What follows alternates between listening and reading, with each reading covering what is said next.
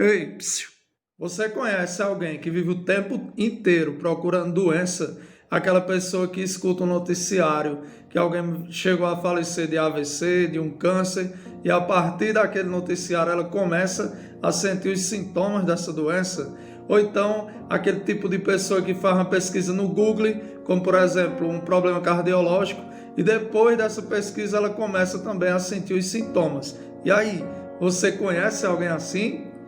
Vamos falar hoje sobre hipocondria, também conhecido como transtorno de ansiedade e de doença. Se você quer saber mais sobre esse tema, fica comigo até o final do vídeo. Eu me chamo Everton Nascimento, sou psicólogo. Hipocondria é um quadro em que se tem um medo excessivo de se desenvolver determinado tipo de doença.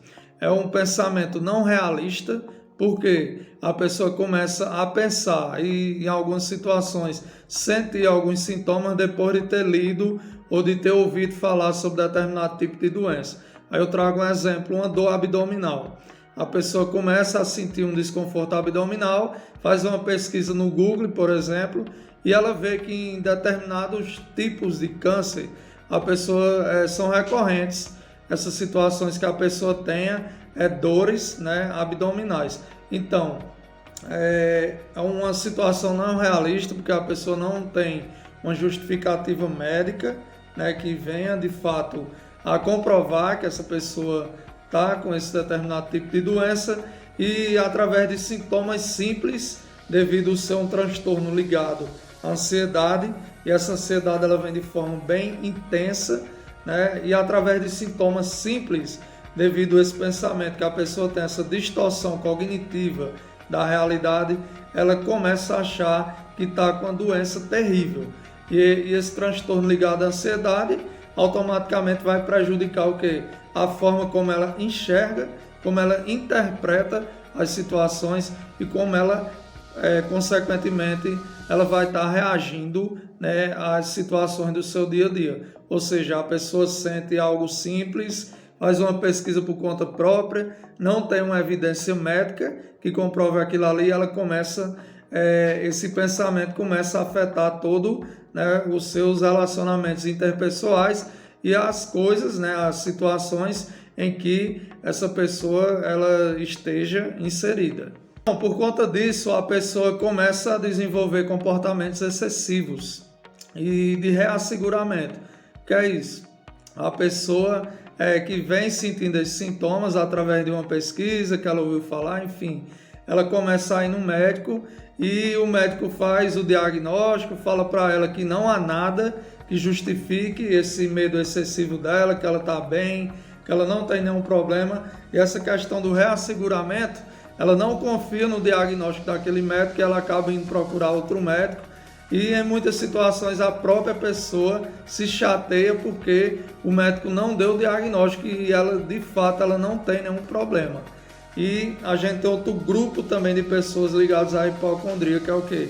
Aquelas pessoas que evitam qualquer tipo de informação, diálogo, debate sobre adoecimento. Essas pessoas também têm dificuldade de ir em hospitais e acabam que esse comportamento de evitação é um comportamento prejudicial à saúde também, porque a pessoa acaba negligenciando alguns exames rotineiros e acaba fugindo, né? Essas situações acabam gerando muita ansiedade na pessoa e a pessoa acaba evitando, fugindo de, por exemplo, de realizar algum tipo de exame com medo de ter um diagnóstico positivo de alguma doença. Para fechar o diagnóstico de hipocondria, a pessoa ela precisa ter esse comportamento excessivo, exagerado, de estar procurando algum tipo de adoecimento durante aí um período de 6 meses. E o primeiro ponto é, por exemplo, a pessoa está sentindo algum determinado tipo de incômodo, é a pessoa ter o exame, ter o diagnóstico positivo que não existe nenhum problema ali. E o que é que essa pessoa pode fazer? Ela pode estar procurando um psicólogo ou um psiquiatra para o profissional estar fazendo esse diagnóstico e, posteriormente, esse profissional sendo qualificado, ele vai avaliar nessas situações Como é um transtorno ligado à ansiedade, o profissional vai estar fazendo esse levantamento. Se a pessoa, por exemplo, não tem um transtorno de ansiedade generalizada por trás dessas questões de hipocondria, se a pessoa não tem um TOC, que é o transtorno obsessivo compulsivo, ou então até mesmo um transtorno do pânico. Então o profissional faz essa avaliação, ele faz uma triagem, ele traça todo esse histórico da pessoa estar indo buscar adoecimento, da pessoa ter no mínimo esses 6 meses que vem apresentando sintomas ligados a uma doença, e a pessoa também pode ir de uma doença para outra.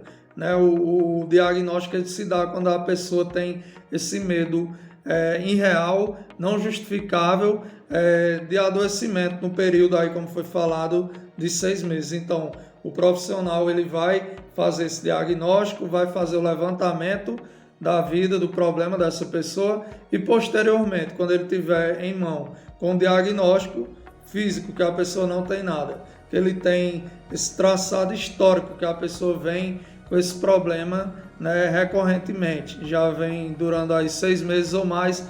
Então, a partir desses dados, ele vai montar o plano de intervenção e vai avaliar também se a pessoa tem algum transtorno de ansiedade ligados a essa questão de hipocondria. Após esse levantamento, é traçado o plano de intervenção, o profissional vai fazer a intervenção juntamente do paciente e, consequentemente, vai ter um retorno melhor durante aí o acompanhamento que ele tiver com essa pessoa.